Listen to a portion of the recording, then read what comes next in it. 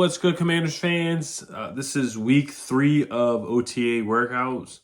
They have another day on June 7th, and then mandatory minicamp is June 11th through the 13th.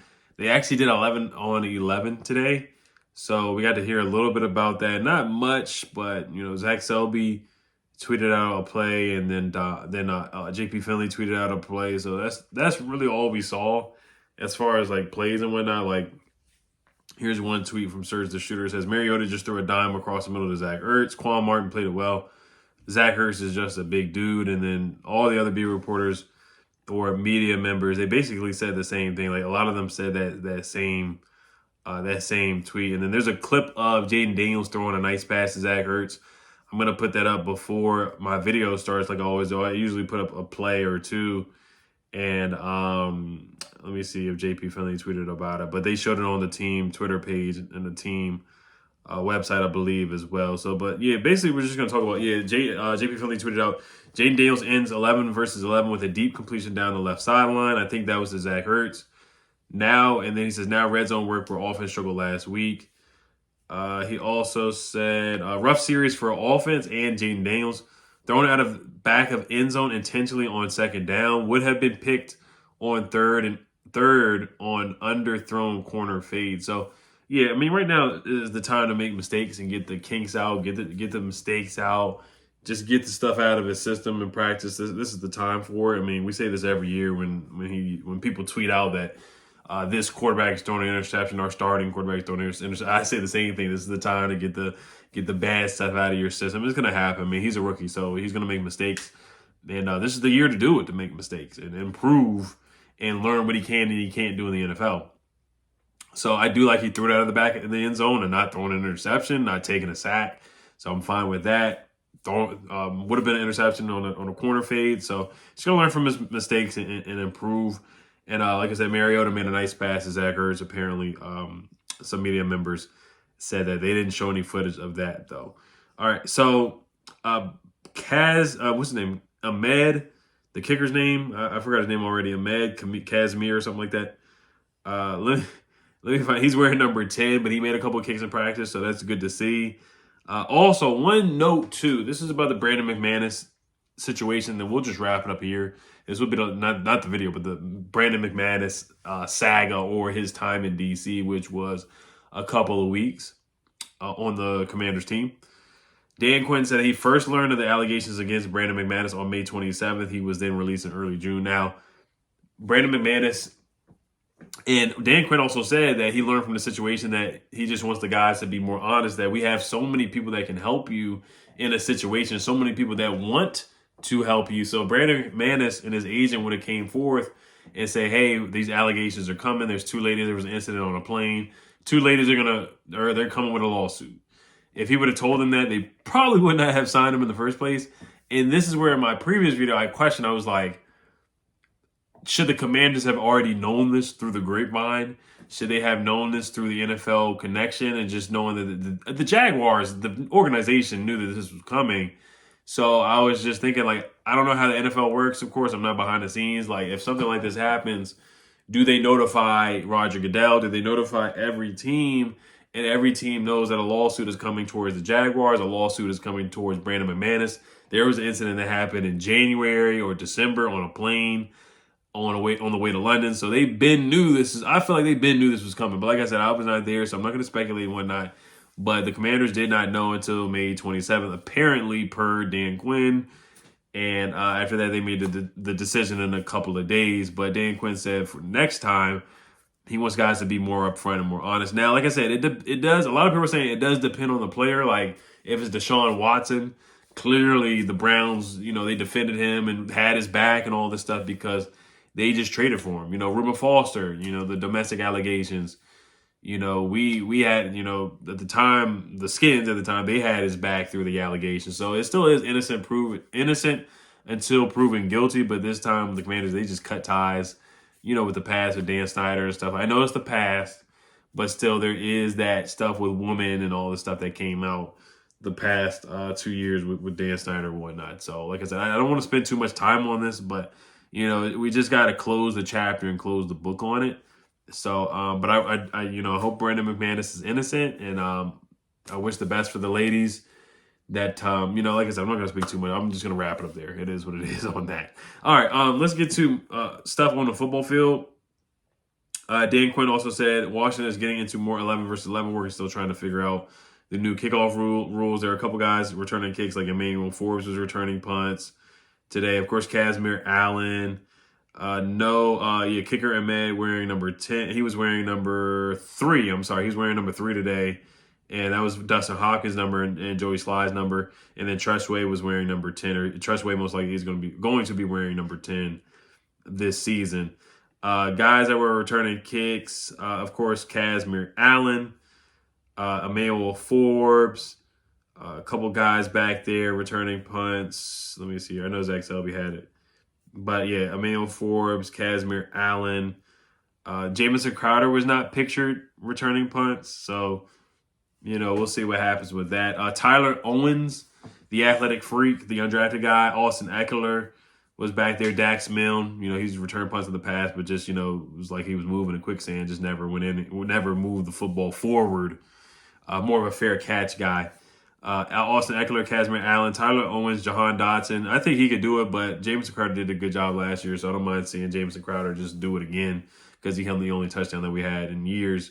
From a punt returner, Austin Jones, the undrafted running back out of USC, Davion Davis, Mike Sainristil, the corner that we just drafted from Michigan, the slot corner, Jeremy McNichols, the running back we just got from the Niners through free agency, Demir Bird, the wide receiver we just signed, who's really short, but he's really fast, quick, and make him miss in the phone booth. And then Brian Robinson. So that's unique, Brian Robinson doing it. He most likely won't do it because we just don't want to risk him being injured since he is our number 1 back. Zach Selby says 2 plays in, and the biggest thing I've noticed is how much communication is happening on both sides of the ball. Dan Quinn did call Tyler Biadasz a bad ASS. His time with Dallas, he had a hurt ankle. He played through that injury, and he's just a tough guy. He gets to the building. He's one of the first guys in the building. He's just a leader on that same unit with Tyron Smith. He brought up Tyron Smith with Dallas. Some of the other guys on the offensive line, and Tyler Biadasz was one of the great players on that team. He did make a Pro Bowl back in 2022 as well. Joe Witt was the star of the show, honestly. He did say that Emmanuel Forbes is getting better and has a good skill set. Dan Quinn also listened to the press conference. He did say that Emmanuel Forbes did work hard to gain some weight. It was Craig Hoffman who asked him the question about basically him being small and whatnot, his skill set and whatnot. But I know there was a picture that went viral where his legs looked like toothpicks. They looked like basically toothpick pretzels. And that was the memes that people did. They replaced his legs with pretzels. And he looked like 2 times smaller than the high school guy that he gave an autograph to and that went to his camp. Like, he just looked really frail and small and lean, which he is. But, and they said he picked up some weight and he still looks like that. So he really is a lean guy. He's just a lean guy. But let's see if Emmanuel Forbes can have a breakout season and a bounce back season under, let's see if they have better coaching with Joe Witt Jr. here. Oh, I love the answer where he said, we don't have 11 guys on the field. We have 17 to 18 guys on the team. We just have a rotation of guys where we're going to whoop people's butt out there. And I love that energy from Joe Witt Jr. I love his energy, his tenacity, his aura, his energy. He's turned up. I love all his pressers. He's always talking about being violent, being physical. And I love that there's going to be a rotation of guys. Like they talked about Jamin Davis. Joe Witt Jr. also said that Jamin Davis is big, strong, and a fast player who has good bend. Davis was used on the edge a bit today. Dan Quinn brought that up to him working out with Ryan Kerrigan. Excuse me, coaching him up on the sidelines. It's just, it's just Ryan Kerrigan, of course, is a defensive line coach or one of the defensive line coaches. And then Joe Witt Jr. also said he leans on Bobby Wagner a lot to help guide the younger players and set the standard. He even offers Joe Witt Jr. some coaching when the occasion calls for it. So I love the leadership that we have. Joe Witt Jr. raved about Frankie Louvu as well out there. That was good to see, and good to see him rave about Frankie Louvu. I did want to find the one quote that he had about Frankie Louvu real quick, and then I'll probably wrap it up. Oh, he said, what's not there to like about Frankie Louvu? He is the heartbeat of what competitive, hard-nosed defensive football is about. So we got so many leaders on the defense, man. Frankie Louvu, Bobby Wagner, so much leadership that we have on this defensive unit, man. So I'm excited to see what these guys do defensively. Then there's a video of Jazon Newton working out on the bike on the sideline. You know, we don't know when he's going to be back, but he should be back before the season starts. So we'll see. And then, of course, they did that bags drill where they're like yelling and jumping around, just a lot of energy. And, of course, everybody showed up today. No guys missing OTAs once again. You know, last year we had a couple guys miss OTAs. You look at the Cowboys, Michael Parsons is not there. CeeDee Lamb's not there. Justin Jefferson wasn't there until he got paid the other day. So we've had full attendance, man. Full attendance. It's always good to see that. Guys getting in the building early. Nothing but good things about guys just getting early. Olamide Zaccheaus was at the podium today, and JP Finlay said he thinks he's the wide receiver 4 right now with a real chance to contribute this fall. So after Terry, Jahan, Luke McCaffrey, I mean, it's wide open, man. Like I said, Mitchell Tinsley can make the roster again.